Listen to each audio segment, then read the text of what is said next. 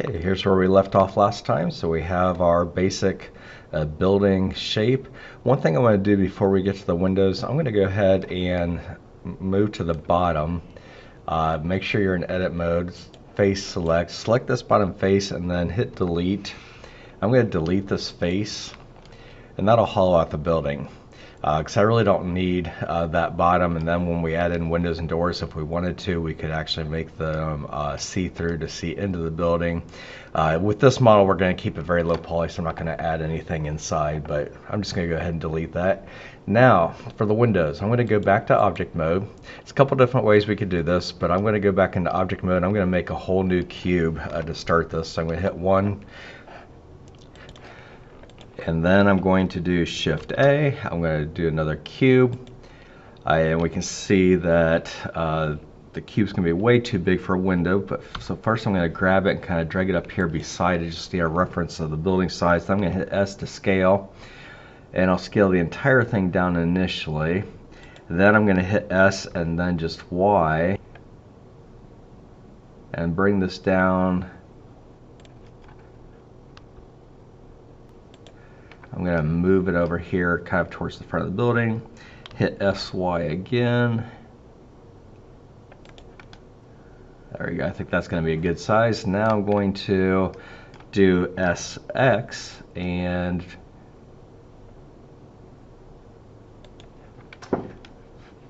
that looks decent. I think that should be a good width.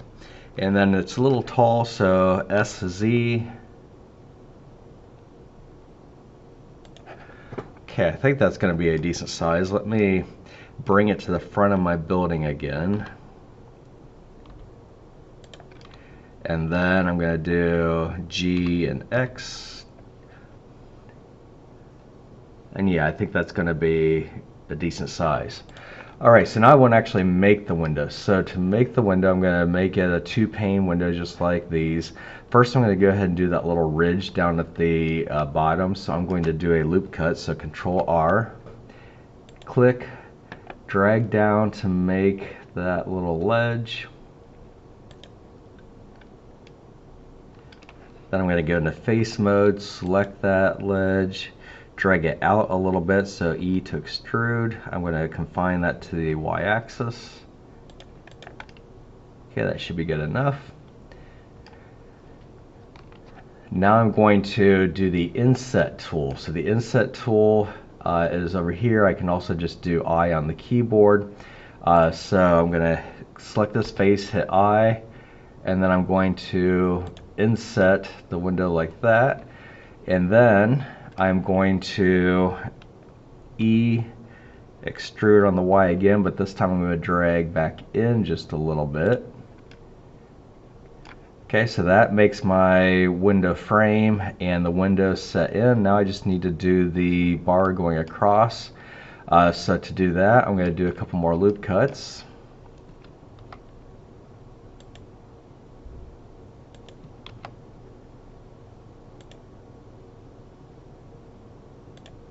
Okay, then I'm going to go back into face select mode, select this face, kind of get this at an angle so I can see how far out I'm extruding and extrude it right back out to that same plane right here. So that looks pretty decent. There's our window.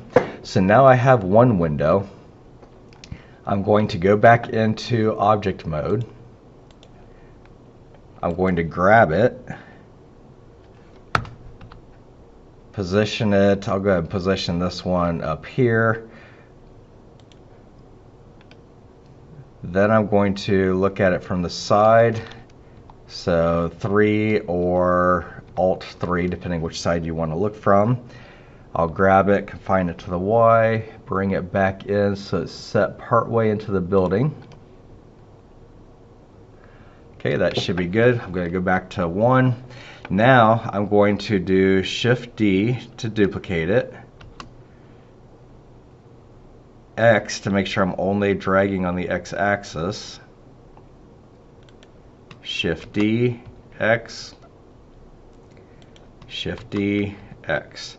Now we can see it looks like I probably made my window a little bit too big. So I'm not getting 4 across very easily.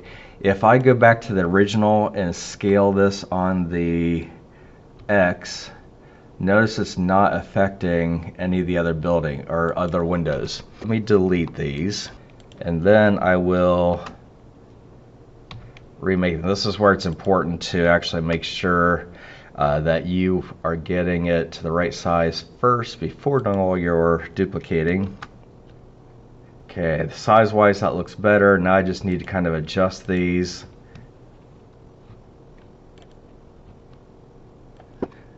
There you go. Now you could use like the measuring tool, make sure you get exact distances, but for this model, once again, this is going to be like a game asset that is not going to be really a main like feature building. It's just kind of be in the background, so I'm not going to worry about getting exact. I'm just going to kind of eyeball it, make sure it looks decent.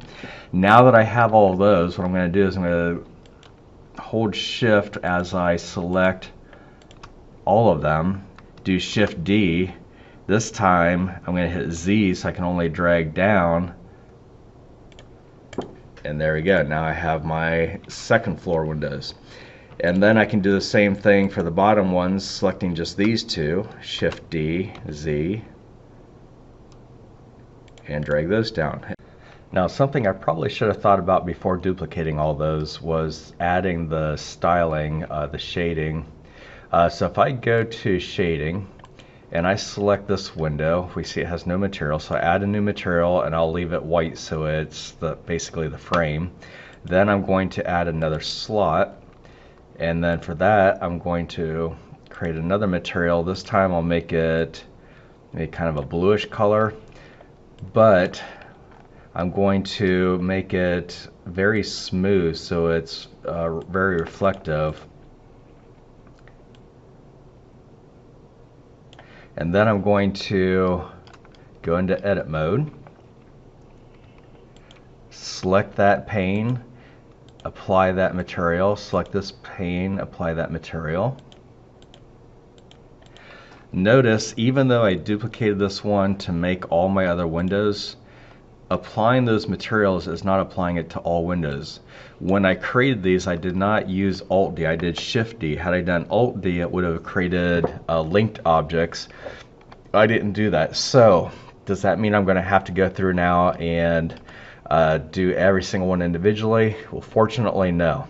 Let me go back into object mode, and let me change this just so it's a little easier to see. I'm going to select this one first, then hold shift and go through and select each of my windows with this last one, the one that I already added material to, being the last one. Then on my keyboard I'm going to hit Control L and I'm going to tell it to link the materials. Then I will go back into my shading view, and we see that each of the windows now has the materials. They're all, the base color is white, but unfortunately none of the actual window panes got updated. So this is where doing the styles first before duplicating probably would have been a lot easier, but I should be able to, using the same method that we did before, holding the shift to select all those panes. The materials have already been added. They're already here as material 2. I can assign all of them at one time. So it's not so bad. So if you do forget as you're modeling, you duplicate things first. Fortunately, there are ways in Blender usually to go back and fix it relatively quickly, so you don't have to do every one individually.